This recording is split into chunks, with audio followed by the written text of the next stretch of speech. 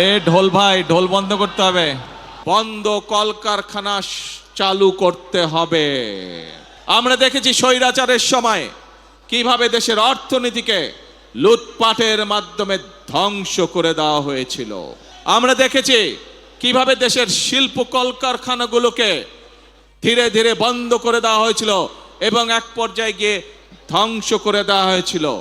এবং বিদেশি জিনিসকে কিভাবে এই দেশে আমদানি নির্ভর করে হয়েছিল, এই দেশের পুরো অর্থনীতিকে কিভাবে ধীরে ধীরে আমদানি নির্ভর করে গড়ে তোলা হয়েছিল। আমরা দেখেছি কিভাবে স্বৈরাচারের সময় এই দেশ থেকে এই দেশের শিক্ষা ব্যবস্থাকে ধ্বংস করে দেওয়া হয়েছিল।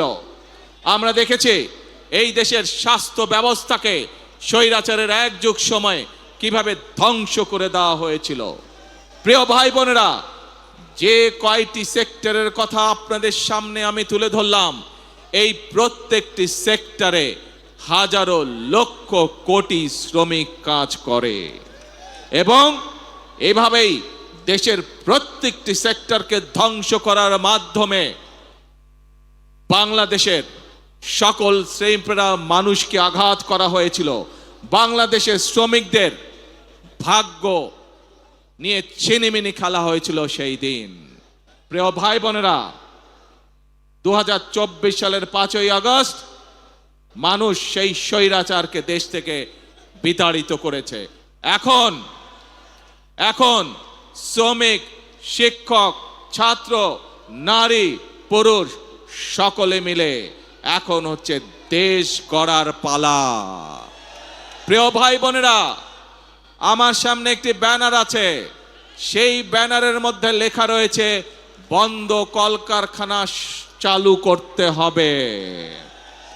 প্রিয় ভাই বোনেরা, বর্তমান সরকার বিএনপি সরকার, জনগণের ভোটে নির্বাচিত সরকার এবং সেই জন্যই সরকার গঠিত হওয়ার পরে সাথে সাথেই আমি সংশ্লিষ্ট ব্যক্তিবর্গকে সাথে নিয়ে বসেছি এবং নির্দেশনা দিয়েছি।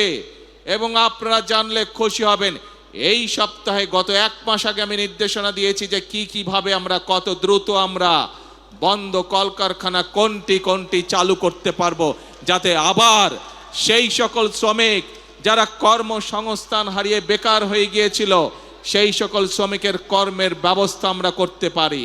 সেই মিটিংটি এই সপ্তাহে আবার নির্ধারিত হয়েছে। ইনশাআল্লাহ বাংলাদেশের অনেকগুলো কলকারখানা যেগুলো বন্ধ হয়ে গিয়েছে বিগত বছরগুলোতে, পর্যায়ক্রমিকভাবে আমরা সেই কলকারখানাগুলোকে আবার চালু করার উদ্যোগ গ্রহণ করেছি।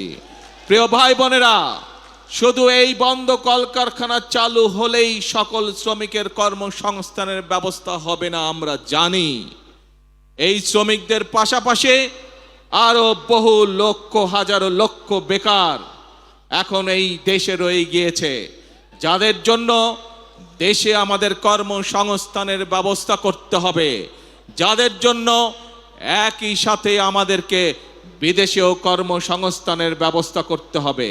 এবং সেই জন্যই আমরা বিদেশি বিনিয়োগকারী সহ দেশীয় বিনিয়োগকারীদের সাথে এরই ভিতরে আলাপ আলোচনা শুরু করেছি। আমরা তাদেরকে উৎসাহ প্রদান করছি, আমরা তাদের বিভিন্ন সমস্যা সমাধানের চেষ্টা করছি, যাতে করে সেই বিনিয়োগকারীরা সে দেশেই হোক অথবা বিদেশি হোক এই দেশে কলকারখানা তৈরি করে।